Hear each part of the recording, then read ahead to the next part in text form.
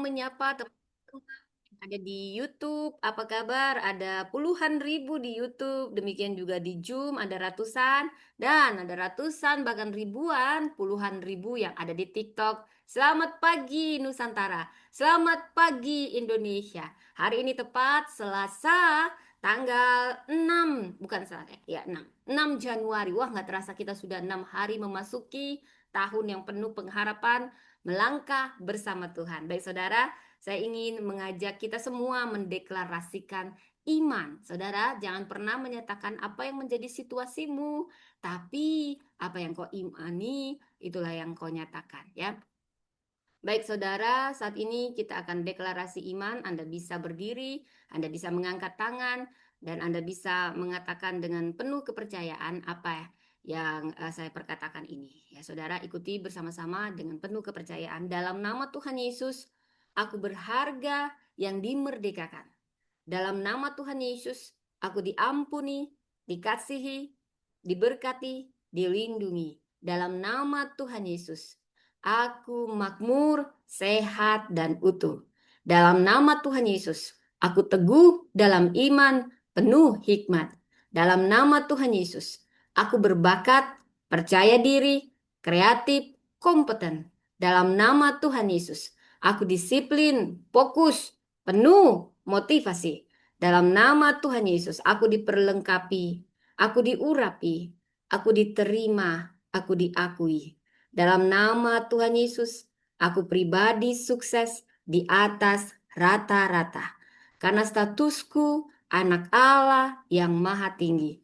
Semua rancangan Tuhan dalam hidupku pasti terjadi. Anda yang sakit, mulai angkat tangan dan katakan kesembuhan Allah kita Jehovah Rafa oleh bilur-bilur darah Kristus. Dalam nama Tuhan Yesus, aku sehat. Aku sembuh. Dari ujung rambut sampai ujung kaki, aku diberkati. Semua berfungsi maksimal untuk kemuliaan nama Tuhan. Anda yang memiliki kesulitan ekonomi, mulai mendeklarasikan iman, bukan situasi. Dalam nama Tuhan Yesus, Allahku Jehovah Jireh, terbuka pintu-pintu kesempatan. Terbuka networking, jejaring yang menumbuhkan, mengembangkan. Di dalam nama Tuhan Yesus, setiap talenta, setiap potensi, setiap bakat berkembang maksimal. Potensi maksimal untuk kemuliaan nama Tuhan. Terbuka pintu-pintu kesempatan pekerjaan dalam nama Tuhan Yesus. Amin, amin saudara. Apa kabar? Dan ya selamat pagi. Ada HDK 3 ya. Ya, selamat pagi semuanya. Ya, mohon maaf kalau nanti sembari saya membawa khotbah, saya tidak bisa tanggapi semua, saudara. Saya mengucap syukur. Siapapun Anda welcome di sini, tetapi tolong jaga, jangan pernah menghina Tuhan Yesus, menghina Roh Kudus, menghina orang Kristen. Kalau Anda tidak suka, Anda boleh keluar baik-baik. Memang ini publik dan memang Injil harus diberitakan di publik. Baik, wow. Saya mau mengajak kita mendengarkan firman Tuhan saat ini. Ya, baik saudara, mari kita bersatu dalam doa. Terima kasih Bapa, hamba hanya alatmu, sembunyikan di balik kuasa salibmu. Pakai hamba setiap perkataan, Roh Kudus tuntun, hanya kebenaran firman Tuhan yang diberitakan dan setiap firman yang keluar tidak pernah kembali sia-sia. Pada saat ini hamba berdoa, buka mata hati kami, celikkan kami, Roh Kudus bicara pribadi lepas pribadi, ada rema, ada pewahyuan yang menguatkan kami, menuntun kami terutama di tahun 2026 ini. Penuhi hambamu dengan hikmat, pengertian, marifat dari surga. Ambil alih hambamu, berbicaralah Roh Kudus di dalam nama Tuhan Yesus kami patahkan segala benteng-benteng keakuhan, segala penghalang pemberitaan firman Allah, dihancurkan, dipatahkan oleh kuasa darah Kristus. Di dalam nama Tuhan Yesus, kami siap mendengar firman-Mu. Amin. Selamat pagi Indonesia, selamat pagi pulau-pulau. Saat ini ya seperti biasa ini ibadah Empower Women Ministry ya. Dan kita akan membahas tokoh-tokoh perempuan di Alkitab yang sangat signifikan. Dan saat ini saya memberi judul penyanyi kemenangan, Miriam, penyanyi kemenangan dan pemimpin perempuan. Ayat kuncinya dari Keluaran 15 sampai 20. Saudara mari saya bacakan. Lalu Miriam, Nabiya itu, saudara perempuan Harun mengambil rebana di tangannya dan semua perempuan mengikutinya. memukul rebana serta menari-nari. Miriam menyanyikan syair ini, nyanyikanlah bagi Tuhan. Ia tinggi luhur, kuda dan penunggangnya dilemparkannya ke dalam laut. Wow, siapakah Miriam? Dalam bahasa Ibraninya, Neviah. Dia nabi perempuan. Dia penyampai suara Allah. Tahukah Anda, pada saat Musa dan bangsa Israel menang, dia otomatis mengambil rebana. Rebana. Saya penari tamborin, saya tahu bagaimana sukacita menari. Ku kan menari pakai rebana, saudara ya. Begini-begini ya, saya dari SMA jadi penari tamborin. Ini tindakan inisiatif rohani, simbol sukacita dan peperangan rohani. Jadi pujian itu peperangan rohani, saudara. Ketika kita memuji Tuhan, kita sebenarnya sedang berperang, memerangi kuasa kegelapan. Kita tidak perlu berperang, oh lala, keluar kau setan ini, kau sembah aja Tuhan. Terang datang, maka gelap pun harus menyingkir. Itu artinya peperangan.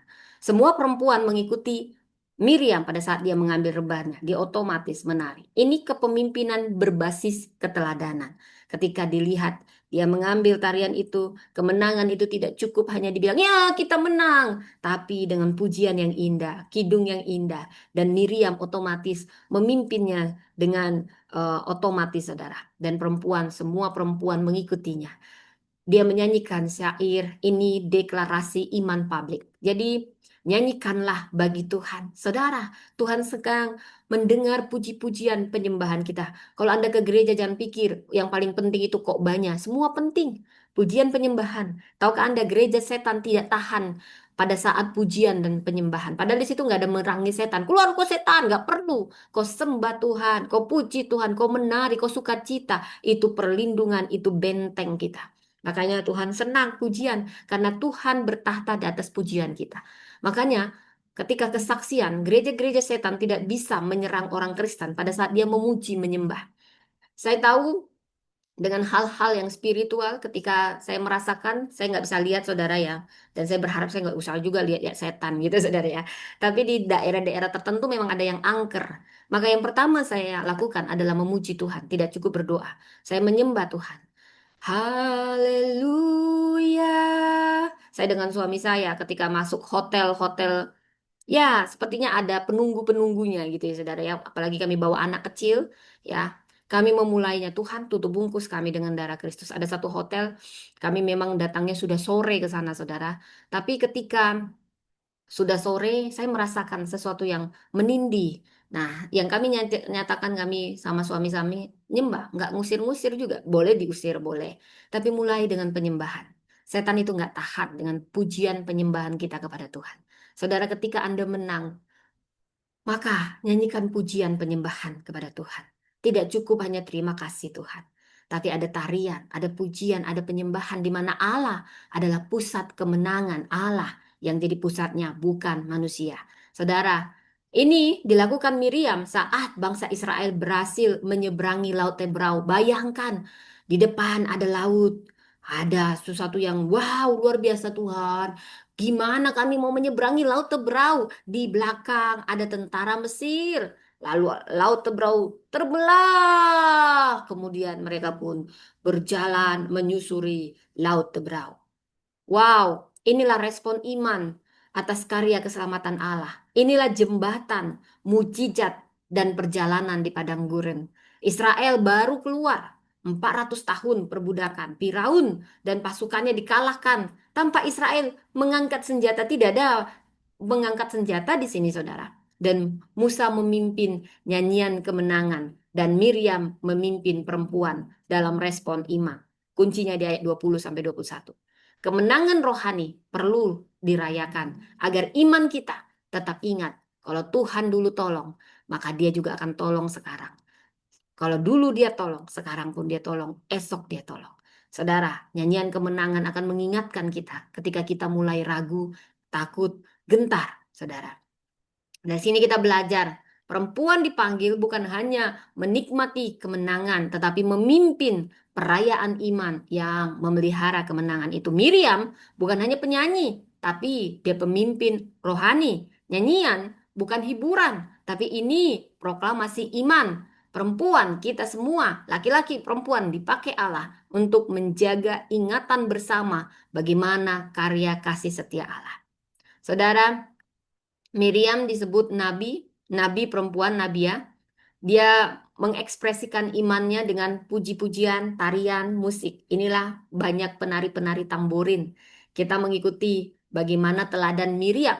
Saya termasuk salah seorang penari tamborin dan saya sangat senang. Ya, kepemimpinan perempuan itu bukan harus jadi jabatan tertinggi, tetapi ketika dia menggerakkan komunitas. Dan di sini, dalam teologi kemenangan, Tuhanlah yang jadi pusat pujian. Kita semua berperan, termasuk perempuan dalam sejarah keselamatan. Dari sini kita belajar bahwa perempuan dipanggil menjaga narasi kemenangan. Kemenangan tidak dirayakan. Kalau nggak dirayakan cepat lupa. Pemimpin sejati itu bukan yang paling keras suaranya, tetapi yang paling jelas bagaimana mengarahkan hati kepada Tuhan. Saudara, mungkin saya juga akan membahas lebih dalam lagi saudara tentang Miriam ini saudara. Ya, Miriam Miriam ini suara kemenangan. Ya, bagaimana pada saat dia laut terberau terbelah, musuh tenggelam, mereka ikut-ikutan, mereka pikir, bangsa Israel bisa berjalan dan tidak tenggelam. Ayo, serbu, hadang. Tapi ternyata mereka tenggelam di laut terberau. Lalu tangisan itu digantikan oleh nyanyian. Suara yang paling jelas kita dengar adalah setelah kemenangan. Ini suara yang dimulai oleh seorang perempuan. Allah bukan hanya membebaskan umatnya. Dia memanggil siapapun, termasuk perempuan, untuk menyuarakan kemenangannya. Saudara, dari sini iman Israel lahir dari penyembahan, bukan dari sistem. Iman Israel lahir dari penyembahan. Dan pengalaman akan kasih setia Allah itu menyelamatkan. Bayangkan 430 tahun Israel tidak punya bait Allah, tidak punya kitab hukum, tidak punya struktur ibadah, tapi mereka selalu punya cerita tentang kebaikan Allah, kasih setia Allah yang membebaskan. Dan setelah Musa memimpin nyanyian besar, Miriam, Miriam tidak disebut kakaknya Musa, perempuan biasa, bukan. Justru dibilang Nabiya itu. Ini kata Alkitab. Jadi ada nabiya. Artinya di hadapan Tuhan tidak pernah dibedakan laki-laki dan perempuan. Ini bukan hanya gelar simbolik, ini otoritas rohani. Miriam, nabiya itu. Nabi menyampaikan suara Allah kepada umat. Miriam bukan hanya menyanyikan, memimpin nyanyian tarian, dia menafsirkan peristiwa laut terberau secara teologis. Tidak semua orang yang mengalami mujizat, dia mampu menafsirkan mujizat itu dengan benar. Miriam mengajar umat. Ini bukan karena Musa hebat, tapi karena Tuhan tinggi luhur. Yang kedua, mengambil rebana dan semua perempuan mengikutinya. Rebana ini adalah alat musik kemenangan. Ini dipakai saat perang dimenangkan. Tuk tuk tuk tuk. Ku kan menari, ku kan menari, ku kan menari seperti Daud menari. Ye, ye. Wow, saya bisa membayangkan karena saya seorang penari tamborin, itu ada penuh sukacita saat Allah menyatakan kuasanya, dia berkuasa atas pujian penyembahan kita, saat perang dimenangkan, apapun kemenangan, nyanyikan pujian bagi Tuhan. Dan lihat ketika otomatis Nabi itu mengambil, semua perempuan mengikutinya. Miriam tidak menyanyi sendiri, dia sedang menciptakan gerakan rohani kolektif. Saudara, kepemimpinan sejati itu tidak berdiri di depan sendirian, tetapi dia mengajak orang lain ikut menyembah. Miriam menyanyikan kepada mereka. Kata Ibrani di sini menyanyikan respon, ini nyanyian bersaut-sautan. Jadi Miriam menggemakan, nyanyikanlah nyanyian baru bagi Tuhan, sebab ia tinggi, luhur mulia. Nah itu saya buat-buat saudara ya. Jadi ada satu hal yang dipastikan di sini, kemenangan tidak disimpan, tapi harus dideklarasikan, diproklamasikan. Proklamasi. Kita menang karena kasih karunia Allah. Nah, seperti itu. Saudara, di sini kita melihat siapa Miriam. Dia bukan hanya penyanyi, dia pemimpin rohani perempuan. Dari sini kita belajar tiga hal. Perempuan dipanggil menyuarakan kemenangan Allah. Perempuan yang pernah menangis di Mesir akan bernyanyi di tepi laut. Miriam tahu, tangisan tidak bisa jadi kesaksian. Keluhan tidak akan membangun iman. maka dia memilih menyanyi. Saudara, apapun yang kita suarakan hari ini, mungkin Anda punya luka, Anda punya kepahitan, atau yang mau Anda suarakan tentang kebaikan, kesetiaan Tuhan. Apa yang keluar dari mulutmu menentukan apa yang tinggal di hati komunitas. Dan kita belajar kepemimpinan sejati dimulai dari ketaatan rohani. Kepemimpinan sejati dimulai dari ketaatan rohani. Pemimpin sejati tidak cari sorotan, tetapi dia menciptakan respon iman. Miriam tidak mengambil alih peran Musa, melainkan dia melengkapi. Jadi dia tidak mencoba menyaingi kepemimpinan laki-laki. Dia berdiri di panggilannya sendiri. Saudara, kepemimpinan perempuan bukanlah kompetisi, tetapi kolaborasi dalam rencana Allah. Perempuan yang dipenuhi roh akan memimpin tanpa harus menguasai. Dan kita juga belajar pujian adalah pewartaan teologis. Apa yang kita nyanyikan hari ini akan menjadi iman anak-anak kita besok. Nyanyian Miriam dinyanyikan ulang, dihafalkan, diajarkan ke generasi berikut. Dan anak-anak kita akan belajar iman dari doa yang mereka dengar, dari lagu yang dinyanyikan, dari sikap kita sebagai orang tua, perempuan. Kita semua harus menjadi penjaga memori iman tiap generasi. Jadi kita perlu bertanya reflektif, apa lagu hidup kita saat ini? Lagu imankah atau lagu keluhan kekalahan? Di mana Tuhan memanggil kita memimpin secara rohani? Di rumahkah, di gerejakah, di komunitaskah? Apakah kita menjadi suara kemenangan atau suara ketakutan, gema ketakutan, keluhan aja?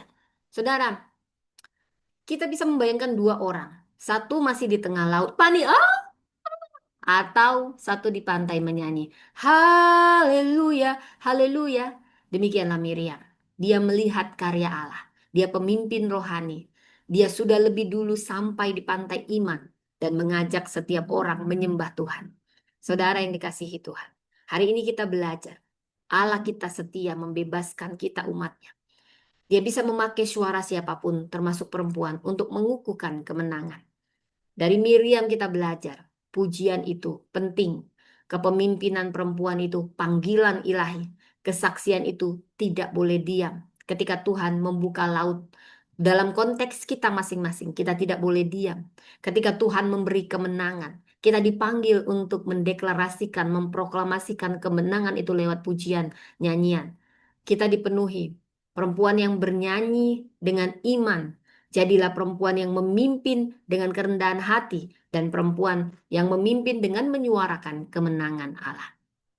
Saudara, saya senang sekali kemenangan sejati itu dimulai dari penyembahan. Jadi dari sini kita belajar banyak dan kita dipanggil bukan hanya mengikuti tapi memimpin. Dan pujian ini senjata rohani yang menjaga kemenangan, saudara. Banyak orang menang tapi gagal bertahan. Ujian menolong kita tetap rendah hati, tetap berharap, tetap percaya di tengah proses yang panjang. Dalam masa sulit, jangan berhenti memuji, karena pujian menjaga perspektif rohani. Miriam mengingatkan kita, kemenangan harus diarahkan kepada Tuhan. Kita dipanggil memimpin dengan iman dan keberanian. Kita yang menyembah dengan setia, percayalah akan memimpin generasi dengan kemenangan. Saudara, saya menyebut judul ini Miriam, penyanyi kemenangan dan pemimpin perempuan, saudara. Dari Keluaran 15 ayat 20 sampai 21 ini ada banyak yang kita mau bahas. Miriam itu anak ketiga Amram dan Yokebed. Dia dari suku Lewi. Saudara, secara budaya, penarikan rebana dan tarian perempuan ini ekspresi ritual kesyukuran di zaman Perjanjian Lama. Jadi ini terjadi mewartakan kejayaan Tuhan. Miriam ini simbol pemimpin perempuan yang dijemput oleh ilham ilahi. Dia nabiah, dia nabi pertama perempuan yang dinyatakan dalam Alkitab.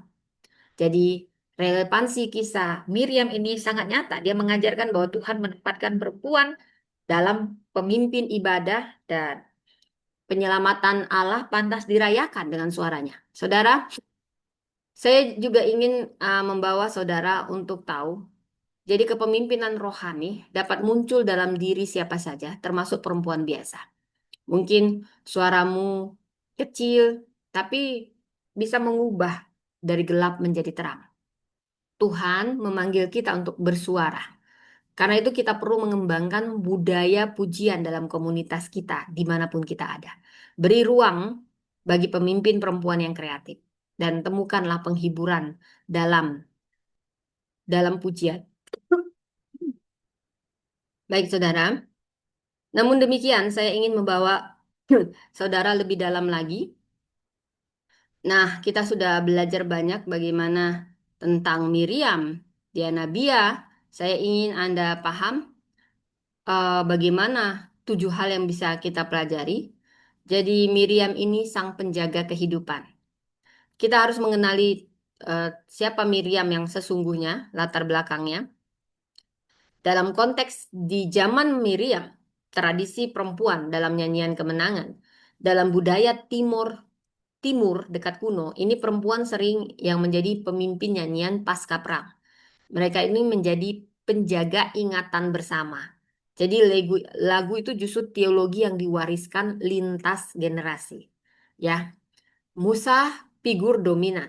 Harun menegaskan Miriam punya otoritas sendiri, bukan sekedar kakak Musa, ya saudara. Ini Miriam dalam trinitas kepemimpinan Israel. Musa itu nabi, Harun itu imam, Miriam itu nabiah. Jadi dalam Mika 6 ayat 4 jelas dikatakan aku telah mengutus Musa, Harun, dan Miriam sebagai pemimpinmu. Miriam, dia penjaga kehidupan. Dia mengawasi Musa di Sungai Nil. Dialah jembatan keselamatan. Sejak awal dia pelindung misi Allah. Miriam, dia pemimpin ibadah. Dialah yang menggerakkan perempuan. Dia yang mengubah trauma menjadi pujian. Dia mengajarkan iman lewat nyanyian. Miriam, pemimpin yang memang pernah gagal bila kita membaca Bilangan 12, dia pernah bersungut-sungut terhadap Musa adiknya, dia dihukum oleh Tuhan dengan penyakit kusta, namun dia dipulihkan oleh Tuhan. Pemimpin rohani tidak kebal dengan kegagalan, tetapi Allah memulihkan dan tetap menghargai panggilan. Israel berhenti berjalan 7 hari untuk menunggu Miriam sembuh. Ini penting bagi umat, karena dia penting bagi umat. Saudara, kita semua dipanggil dan diakui sebagai pemimpin, bukan sekedar pelengkap, tetapi pelopor dan penggerak iman. Pujian kita akan mendahului apapun tantangan di padang gurun kita masing-masing. Kita belajar dari Miriam, nyanyiannya muncul sebelum pahitnya marah. Jadi iman harus ditanam di musim kemenangan. Dari sini, sebelum Israel belajar berjalan di padang gurun, Tuhan mengajarkan mereka bernyanyi lebih dulu. Dan nyanyian itu dipimpin oleh seorang perempuan bernama Miriam. Saudara, saya ingin kita lebih dalam lagi mempelajari 7 teladan Miriam yang bisa kita bawa konteksnya untuk wanita zaman sekarang, saudara. Jadi Miriam ini sangat relevan untuk pemimpin perempuan Kristen modern. Kepemimpinan yang lahir dari kepekaan, bukan jabatan. Miriam tidak ditabiskan terlebih dahulu, tetapi dia muncul karena kepekaan rohani dan keberanian bertindak. Dia peka dan dia berani bertindak. Peka rohani. Ini kuat, berani, tapi juga berhati-hati, waspada. Setiap kita jangan menunggu pengakuan struktural baru berkontribusi. Kita memimpin melalui inisiatif. Dari Miriam kita belajar. Inisiatif, empati, keberanian moral. Saudara, kepemimpinan berbasis grassroots dan lived experience bukan hierarki semata. Dari Miriam kita belajar bagaimana kepemimpinan bisa mengubah trauma menjadi narasi kemenangan. Seperti Miriam, dia memimpin pujian setelah perbudakan dan ancaman kematian. Dia mengarsipkan penderitaan menjadi nyanyian iman, saudara.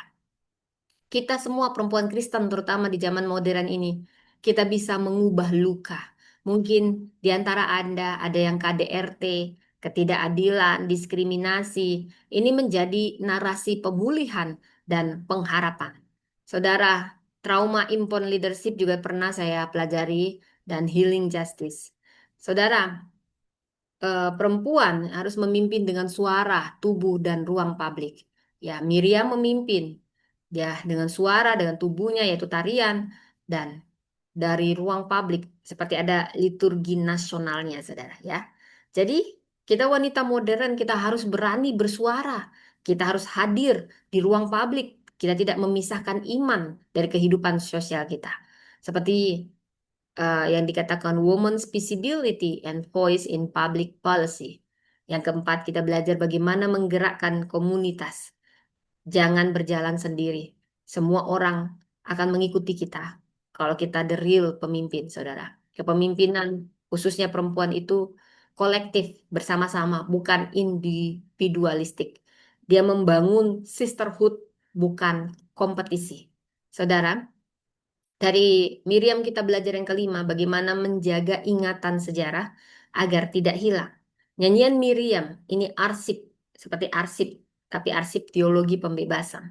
Di mana kita menjaga ingatan iman. Kalau Tuhan kemarin tolong, dia akan tolong, besok juga tolong. Inilah yang akan mewariskan nilai lintas generasi. Preserving Women's Narratives and Historical Justice. Yang keenam, kita belajar berani sejajar dengan pemimpin laki-laki. Memang Miriam sejajar dengan Musa dan Harun. Ini dinyatakan di Mika 6 ayat 4. Kita perempuan, jangan merasa inferior, tidak boleh inferior. Tapi juga tidak boleh agresif, namun setara dan kolaboratif. Tidak inferior, tidak agresif, tapi setara dan kolaboratif. Gender equality as partnership, not rivalry. Kemudian kita memimpin dari spiritualitas, bukan ego. Kekuatan Miriam bukan kekuasaan, tetapi kedekatan dengan Tuhan. Perempuan Kristen memimpin dari integritas, menjaga spiritual grounding. Saudara, ada ethical leadership dan value-based leadership.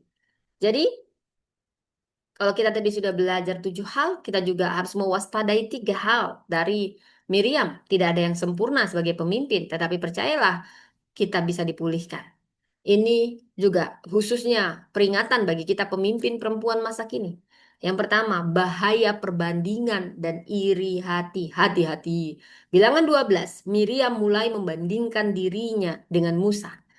Ini beresiko, tahukah Anda? Saat ini banyak yang suka membandingkan pelaponnya, merasa kurang diakui, dan terjebak dalam ego spiritual. Ini bahaya. Yang kedua, gunakan suara profetik dengan rendah hati. Miriam pernah gagal karena dia menggunakan suara profetiknya tanpa kerendahan hati. Padahal Miriam benar sebagai nabi ya, tapi dia salah dalam bersikap. Nah, kita harus mewaspadai aktivisme tanpa discernment. Keberanian tanpa hikmat itu bahaya. Berani tapi juga berhikmat itu yang seimbang. Dari Miriam kita harus mewaspadai ada luka. Luka kepemimpinan justru bisa menjadi racun kalau tidak disembuhkan. Kusta Miriam ini simbol luka batinnya sebagai pemimpin. Saudara, kita pun harus mewaspadai kita bisa terluka. Dan seringkali kita ditajamkan dengan itu. Tapi jangan kita sampai burn out. Jangan sampai kepahitan yang jadi racun. Bawa pada Tuhan. Kita harus mewaspadai. Ada fase burnout kalau terlalu lama dibiarkan. Sinisme dan wound leadership, luka kepemimpinan. Bagaimana kita mengaplikasikan kepemimpinan Miriam untuk kita pemimpin perempuan Kristen hari ini? Kita perlu membangun suara profetik yang berakar pada kasih. Alasannya adalah kasih, bukan ambisi. Kita perlu merawat spiritualitas sebelum aktivisme. Spiritual kita harus sehat, saudara. Kita perlu memimpin komunitas, bukan sekedar panggung yang kita cari. Kita perlu mengelola emosi kita, luka kita, ambisi kita harus sehat. Dan kita berani hadir di ruang publik tanpa kehilangan iman, saudara. Miriam, mungkin dia nabi ya. Ini nabi ya, kita perempuan Kristen. Kita perlu bersuara moral, ya, saudara. Dia pemimpin pujian. Kita perempuan Kristen bisa meniru teladannya dengan menjadi pemimpin transformative leader. Seperti Miriam, dia menggerakkan perempuan. Kita juga bisa melakukan woman empowerment dan dia mengubah trauma jadi pujian. Kita bisa menjadi healing ministry dimanapun. Ya, dan kepemimpinan rohani. Kita harus tahu ethical leadership. Kepemimpinan perempuan yang sejati itu bukan sekedar tentang power atau kuasa, tapi tentang pemulihan martabat manusia dan tentang membangun masa depan dengan adil. Seperti Miriam, kepemimpinan perempuan lahir dari keberanian bersuara, kepekaan terhadap penderitaan, dan komitmen memulihkan martabat manusia. Inilah jantung kepemimpinan perempuan Kristen. Saudara, saya ingin eh, Roh Kudus menyampaikan beberapa rema yang perlu saya nyatakan di sini, saudara. Dari Keluaran 15 ayat 20 sampai 21 ini, ada setiap perempuan terutama saat ini, siapapun Anda. Ketika Allah memberi kemenangan, kita dipanggil bukan untuk diam, tapi memimpin suara pujian dan arah ingatan umat. Ini bukan sekedar catatan sejarah, tetapi pola ilahi seperti yang tertulis di Keluaran 15 ayat 20 sampai 21. Allah secara sadar memilih perempuan. Ini mengartikulasikan kemenangan dan untuk membentuk kesadaran bersama. Perempuan bukan hanya penerima pembebasan, kamu bukan hanya penerima pembebasan, tapi penjaga makna pembebasan itu. Dan ada rema khusus buat kita, para pemimpin perempuan saat ini. Kita dipanggil untuk memimpin narasi, bukan sekedar mengikuti. Seperti Miriam tidak mengulang seluruh nyanyian Musa, tapi ada satu kalimat inti, dan dia mengajarkannya secara repetitif kepada setiap komunitas, terutama perempuan. Kita perempuan dipanggil membingkai ulang sejarah luka menjadi pengharapan. Saudara, pujian kita adalah tindakan politik rohani. Pujian adalah tindakan politik rohani. Seperti Miriam yang bernyanyi. Dia menyebut kejatuhan penindas yaitu bangsa Mesir dan menegaskan Allah sebagai Raja sejati. Saat kita memuji Tuhan, kita sedang menantang sistem yang menindas martabat manusia. Saudara, dan yang ketiga, rema yang saya dapat, kepemimpinan dimulai dari kesadaran rohani, bukan jabatan. Seperti Miriam tidak disebut sebagai pemimpin secara struktural, tapi umat mengikutinya. Otoritas sejati itu lahir dari kepekaan rohani kita dan keberanian bersuara, bukan dari posisi formal. Saudara, seperti Miriam, kita dipanggil berdiri di antara sejarah luka dan masa depan harapan, memimpin perempuan untuk menyanyi, memimpin setiap orang untuk bernyanyi, bukan tenggelam dalam trauma. Dan ini mengajarkan bahasa iman untuk menamai pengalaman akan kasih setia Tuhan. Kita tidak hanya memimpin keluar, tetapi mengajari bagaimana bernyanyi setelahnya. Dari Miriam kita belajar memimpin dengan rebana, bukan pedang. Artinya apa? Ada pendekatan non-dominatif. Dia harus berbasis seni, refleksi, komunitas, suara hati, dan aman bagi siapapun untuk pulih dan bertumbuh. Saudara, saya juga mendapatkan pewahyuan saat ini. Allah mempercayakan ingatan kolektif kepada setiap perempuan. Seperti nyanyian Miriam menjadi memori iman, teologi rakyat, warisan lintas generasi. Perempuan adalah penjaga memori rohani bangsa. Saudara, kepemimpinan perempuan itu bersifat komunal, bukan soliter. Semua perempuan mengikutinya, seperti yang dikatakan tentang kisah Miriam. Kepemimpinan yang alkitabiah pasti melahirkan lingkaran, bukan menara. Saudara, juga saya diingatkan tentang pewahyuan akan ada pemimpin perempuan yang yang juga rentan. Bagaimana Miriam pernah jatuh dalam ego dan perbandingan dan dikoreksi Tuhan. Allah tidak mencari pemimpin perempuan yang sempurna, tapi yang mau dipulihkan. Saudara, mungkin kita semua pernah salah, pernah jatuh, tapi percayalah, Allah lebih rindu memulihkan. Jadi bagaimana kita menanggapi kisah Miriam ini? Ada respon rohani pribadi. Jaga kerendahan hati profetik. Jangan suka membandingkan diri dengan pemimpin lain. Dan tetap membuka ruang koreksi Tuhan.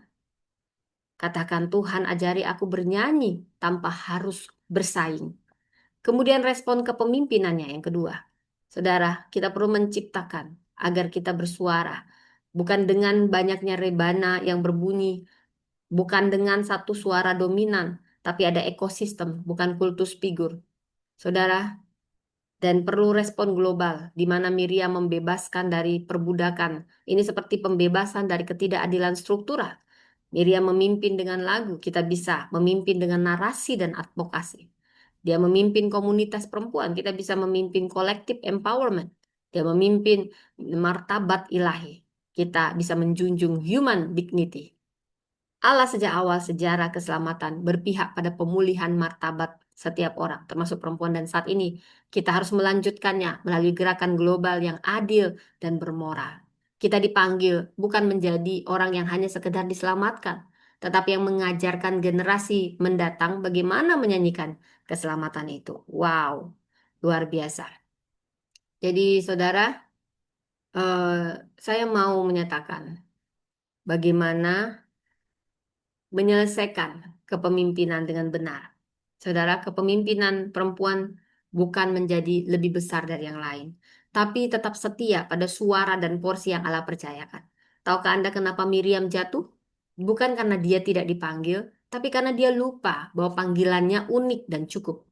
Bilangan 12. Ini bukan tentang hilangnya panggilan Miriam. Sebaliknya ini pergesaran fokus dari Tuhan memanggil aku menjadi mengapa dia lebih. Nah, dia mulai membandingkan.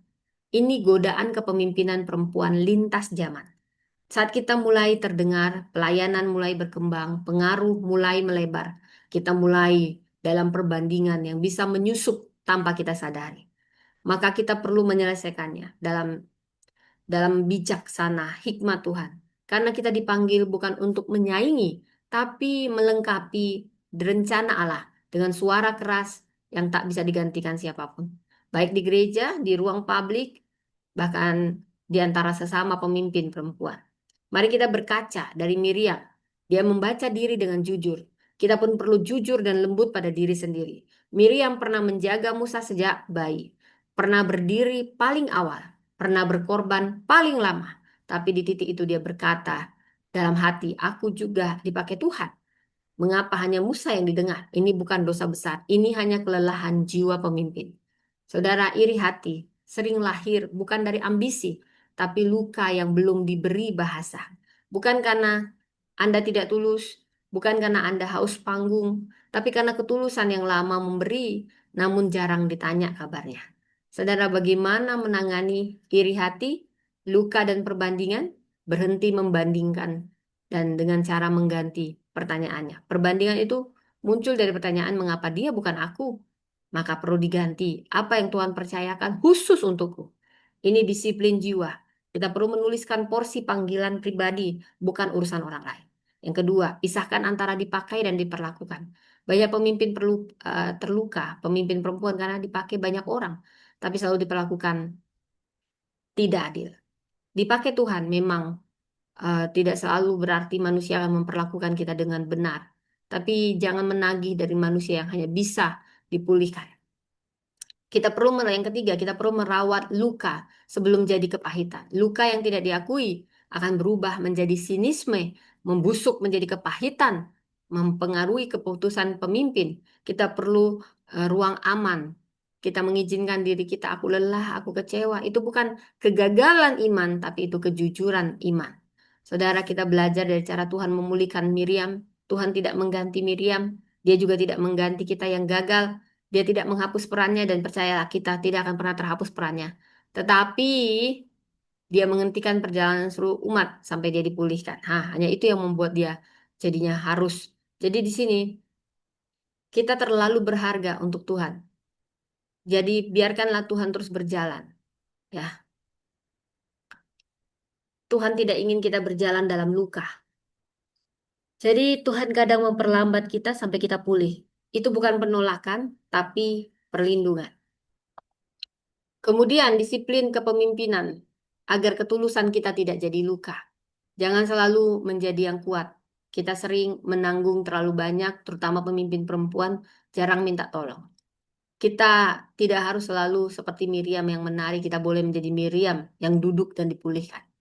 Dan kita perlu membangun kepemimpinan yang berbagi panggung agar tidak lelah dan tidak terluka. Perlu ruang suara lain dan kita izinkan generasi berikutnya bersinar. Ini justru memperpanjang visi, mengurangi beban ego. Kita perlu mengembalikan semua penilaian kepada Tuhan. Karena penilaian manusia bisa lupa, bisa bias, tidak adil. Namun Mazmur 75:7 dikatakan Allah yang merendahkan dan meninggikan. Kita perlu mendisiplin jiwa dengan berkata, aku tidak hidup dari tepuk tangan, tapi dari kesetiaan. Tuhan, ajari kami memimpin tanpa membandingkan, memberi tanpa menagih, bersuara tanpa melukai, melangkah tanpa pahit. Jika kami lelah, berhentikan kami sejenak. Jika kami terluka, sembuhkan kami sepenuhnya. Mari kita teladani Miriam dan bersuaralah bagi Tuhan, namun tetap rendah hati di hadapan Tuhan. Aku tidak perlu iri hati, katakan, karena panggilanku tidak bisa ditukar. Tidak perlu iri hati, karena panggilan kita tidak bisa ditukar. Jadi pemulihan dimulai dari pengakuan luka, bukan penyangkalan. Banyak pemimpin terluka karena memberi terlalu lama tanpa ruang pulih. Tulus tapi dimanfaatkan, setia tapi disepelekan. Kuat tapi rapuh di ruang privat. Miriam tidak langsung dihukum, tetapi diperlihatkan lukanya. Apa yang Tuhan singkapkan, dia lakukan bukan untuk mempermalukan, tetapi menyembuhkan. Pemimpin harus mengakui kelelahan, mengakui kecewa, mengakui iri hati tanpa menghakimi. Ini bukan dosa kepemimpinan, tapi ini realitas kepemimpinan. Tuhan tidak mencabut panggilan saat kita sedang luka atau dipulihkan. Seperti Miriam tidak menghapus sejarah pelayanannya, Bilangan 12 ayat 15, bangsa itu tidak berangkat sebelum Miriam dibawa kembali. Ada pewahyuan bahwa pemimpin perempuan selalu berharga untuk Tuhan biarkan berjalan sambil terluka, saudara. Ada pelayanan yang mungkin terasa lambat, visi yang seolah tertahan, langkah terasa berat. Itu bukan hukuman, tapi ruang pemulihan. Pemulihan sejadi butuh komunitas, bukan kesendirian. Seperti Miriam, dia pemimpin perempuan yang tidak diciptakan untuk menyembuhkan diri sendiri. Pemulihan butuh komunitas yang menghormati proses. Kita perlu membangun safe space, bukan hanya strong platform. Mari kita izinkan setiap, khususnya pemimpin perempuan berkata, aku belum baik-baik saja, is okay. Jadi pemulihan ini mengembalikan identitas, bukan sekedar fungsi. Tuhan tidak berkata kembalilah melayani, tetapi pulihlah dulu baru melangkah. Nilai pemimpin perempuan tidak ditentukan oleh produktivitas, tapi martabatnya sebagai manusia. Saudara, kita perlu menerapkan etika kerendahan hati. Jangan memimpin untuk menyaingi, tapi melayani. Jangan bangun diri dengan menjatuhkan orang lain. Jangan membandingkan panggilan, jangan iri pada pelapon orang lain. Lawan. Jadi jangan ada ambisi tersembunyi yang dibungkus kerohanian. Kita harus memiliki etika integritas sebagai pelayan. Apa yang kita lakukan di ruang privat harus sejalan dengan yang disuarakan di publik. Tidak memanipulasi narasi penderitaan, tidak menggunakan iman untuk legitimasi ego, tidak mengeksploitasi cerita siapapun. Jadi ada integrity, accountability, ethical leadership. Dan ada etika empati. Kita harus memimpin dengan kesadaran luka, lukaku dan luka orang lain. Tanpa menghakimi proses siapapun, tanpa memaksakan kecepatan pemulihan, tanpa meremehkan trauma. Ini inti dari trauma informed leadership. Kemudian etika kolaborasi. Kita tidak harus bersinar sendiri agar terang menyebar. Beri ruang pemimpin lain. Hindari kultus figur. Hargai kontribusi kecil. Setiap perempuan harus seperti setiap perempuan mengikuti Miriam. Kita harus tahu etika batasan sehat. Ketulusan tidak berarti tanpa batas. Boleh berkata cukup, boleh beristirahat, boleh menolak eksploitasi rohani. Ini ketulusan tidak berubah jadi kepahitan. Etika kesetiaan pada panggilan, bukan pengakuan aku setia karena Tuhan memanggil, bukan. Kita bukan karena pujian manusia, tidak perlu validasi, jangan haus akan validasi. Kita tidak hidup dari tepuk tangan manusia. Kita tidak boleh tawar-menawar dengan nilai. Ini strict, ini pondasi kepemimpinan yang tahan badai. Kemudian ada etika pemulihan yang berkelanjutan. Kita memimpin, tapi kita juga harus disembuhkan bila ada luka. Kita mau dikoreksi, mau bertumbuh, mau belajar ulang. Inilah pemimpin sehat, pemimpin yang terus belajar.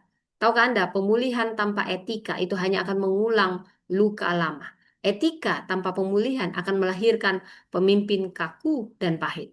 Dari Miriam, ini mengajarkan kita tentang kemenangan dan kejatuhan, suara dan kesunyian, kepemimpinan dan pemulihan.